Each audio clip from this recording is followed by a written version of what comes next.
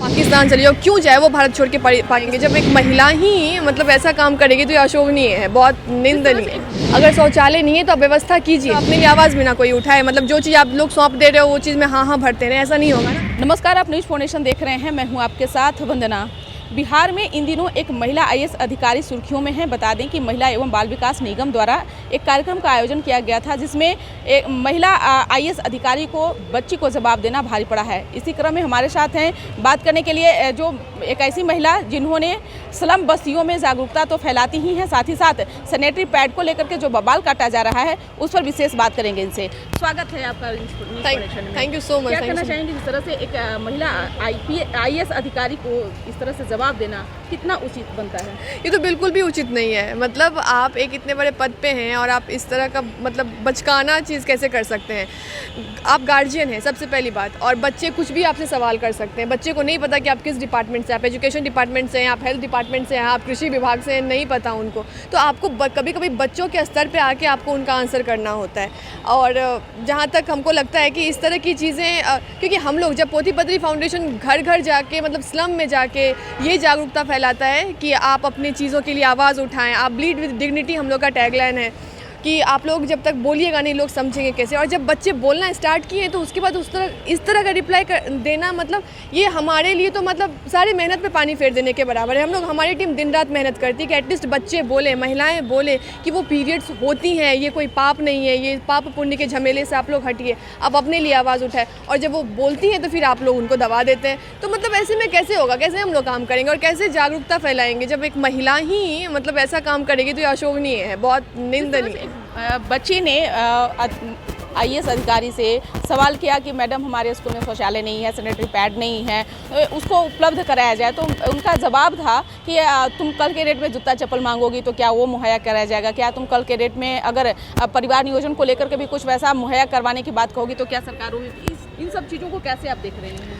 ये सब देखिए, बच्चे कुछ भी आपसे सवाल कर सकते हैं। बच्चों के दिमाग में बहुत चीज़ें चलती हैं, आपको उस तरीके से उनको समझाना पड़ेगा। हमने पहले भी कहा है, अगर शौचालय नहीं है तो आप व्यवस्था कीजिए। आप सबसे पहले ये देखिए ना कि पूरे पटना में जहाँ पे ट्रैफिक लेडी पुलिस हैं, वहाँ पे वो कहाँ पे जाती होंगी, ये भी थोड़ा सा सोचिए। अगर कहीं पे भी महिला शौचालय कितना गंदा रहता है, स्कूल में हम विजिट करते हैं, बहुत सारे स्कूल में तो हम जाते हैं तो हमको नाक बंद करके जाना पड़ता है। तो अगर उसने डिमांड कर दिया तो क्या ख़राब डिमांड किया, मतलब अपने लिए आवाज़ भी ना कोई उठाए। मतलब जो चीज़ आप लोग सौंप दे रहे हो वो चीज़ में हाँ हाँ भरते रहे, ऐसा नहीं होगा ना।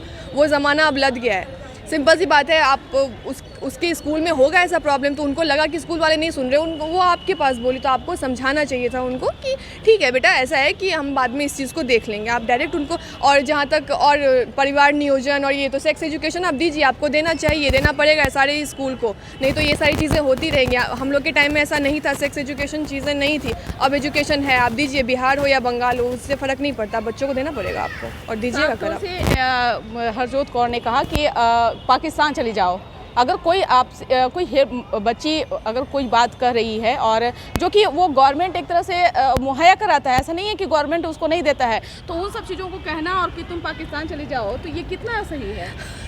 मतलब इतने बड़े पद पे हैं और इतनी पढ़ी लिखी हैं, और अगर कोई अपने बारे में कुछ बोले तो आप पाकिस्तान चले जाओ, किस बेसिस पे आप बोल रही हैं कि पाकिस्तान चले जाओ? और आप बच्चे के मानसिक पे वो किस तरह का प्रभाव डालता है, आप थोड़ा सा सोच भी सकती हैं मैम कि आपने क्या बोला है। एक बच्ची को पाकिस्तान चले जाओ, क्यों जाए वो भारत छोड़ के पाकिस्तान? मतलब एक शौचालय और सैनिटरी पैड आप नहीं प्रोवाइड करवा सकती हैं या फिर उनको समझा नहीं सकती हैं, तो मतलब वो गलत है क्या? एक बिल्कुल भी मतलब पता नहीं क्या है, ये हम नहीं बता सकते।